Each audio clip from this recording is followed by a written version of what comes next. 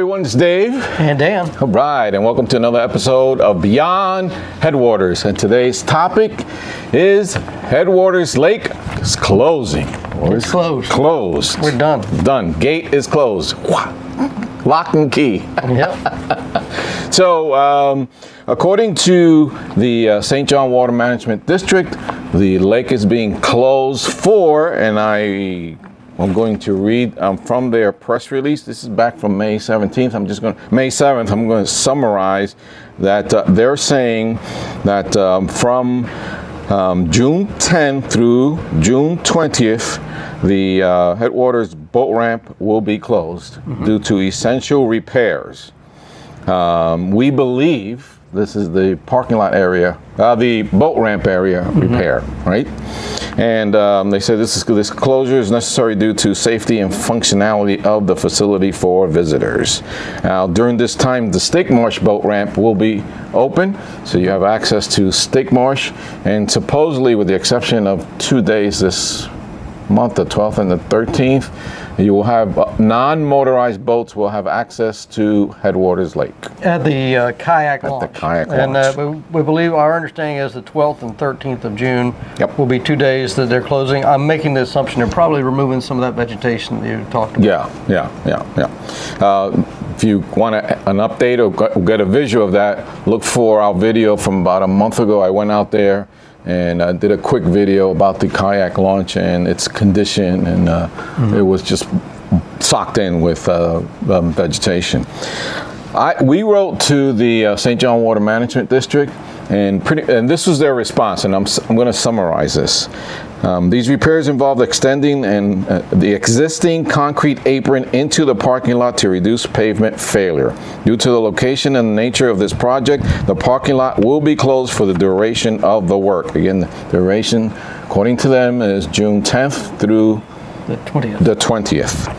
However, in response to numerous complaints about the floating vegetation mats in the lake, our evasive plant managers coordinated with the operations maintenance team to treat exotic water hyacinth and water lettuce during the boat ramp closure, since traffic will be limited. So apparently they're going to spray. They were spraying for hyacinth and water. According to them, it's only for hyacinth and water lettuce. And they will also be treating harmful algae bloom in the lake in the coming in the coming week if weather permits. This is how they end this statement pretty much. This treatment, this is one of the questions I asked for them, also does not impact native vegetation or fisheries. That's what they had to say. Okay. So Dan, what's kind of your thought on this?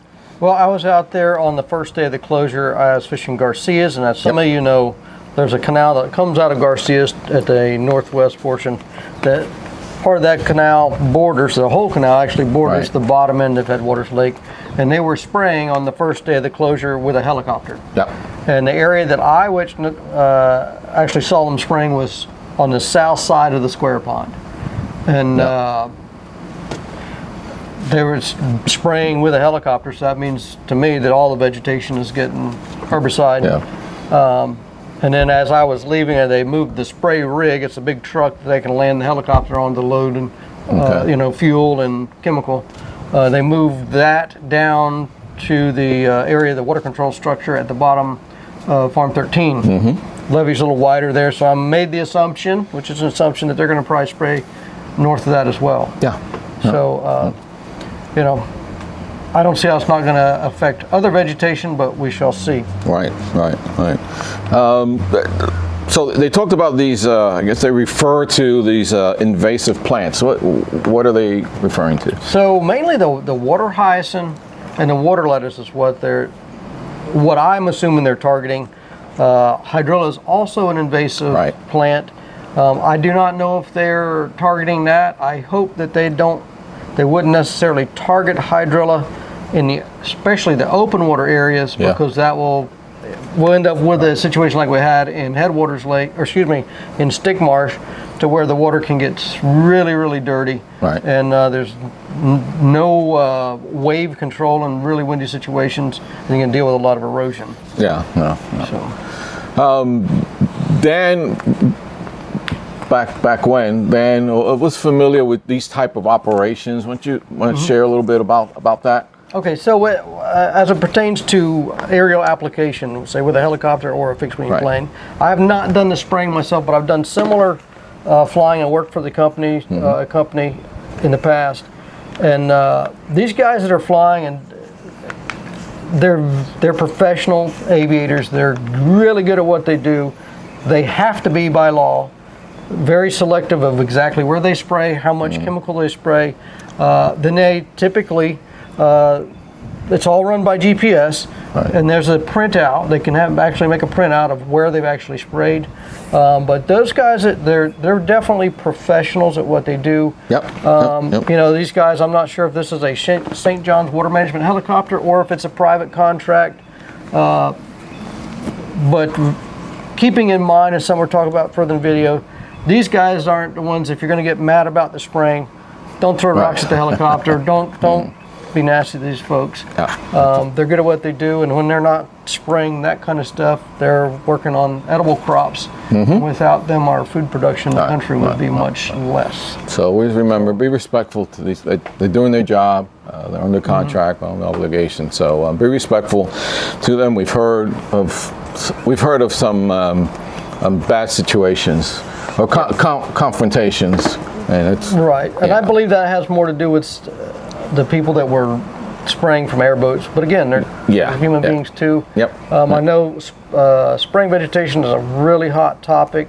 I have my own opinions about it. I may or may not agree with the way they're doing it in this situation. But honestly, my knowledge base of this is somewhat limited. Yep. And I think it's real easy for us to get upset with the people at the St. John's and people that are actually doing the work. On that note, I was recently at a fishing club meeting in Algal where the St. John's Water Management District was invited in to come speak about some projects they were doing. Now, this was not at Headwaters Lake they were talking about, but they were talking about the Mosquito Lagoon and also the Indian River Lagoon. And they explained the projects, what they were doing. The people that were actually running and doing the work, doing the projects, were actually there. And they are working really hard to try to bring back better water quality, promoting proper areas for fisheries. Basically like juvenile tarpon, redfish, snook, those kind of things. So the St. John's Water Management District is working really hard in those projects over there. So I'm going to make the assumption they're going to work just as hard to do a good job in the freshwater side of things as well.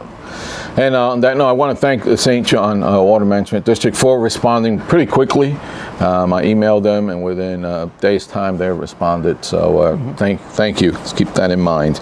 You are welcome to comment on this. Sure. Let's keep everything civil. A lot of opinions on this. Oh yeah. Oh yeah. You're welcome to comment. We encourage you to comment, but again, just keep it civil.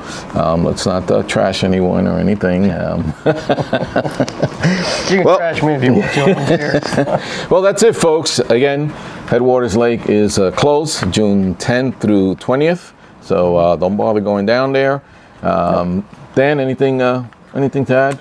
Well, I know I have a trip on the 21st, and it's scheduled to be at Headwaters Lake, so we'll be getting back with you to let you know what I see out there, and be on the lookout for that video. Okay. In the meanwhile, please subscribe, hit that notification button. We really, really appreciate it. And again, you're welcome to comment on this video.